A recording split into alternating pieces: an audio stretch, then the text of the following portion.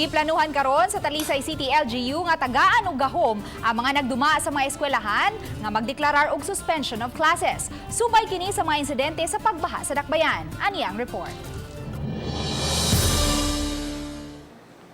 Nagtinguha si Talisay City Mayor Samsam Gulyas nga makigtagbo sa kadagkuan sa Talisay City DepEd Division. Kineron sa butan kung unsay pamaagi nga mapatuman ang localized suspension sa mga pagtungha. Niya tumiyaging simana tungod sa kalit-kalit nga kusog nga uwan nga sinati sa Dakbayan sa Talisay. Nasinati ang pagbaha. Din apektado ang pipila ka mga eskwelahan.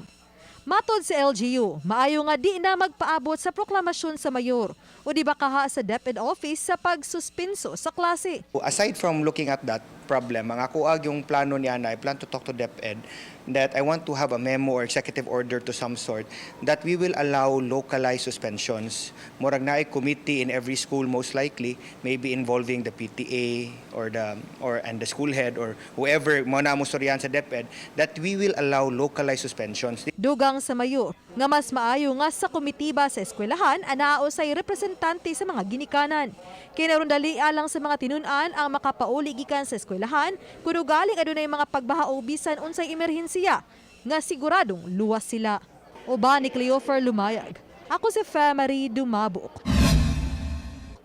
Balitang Bisdak.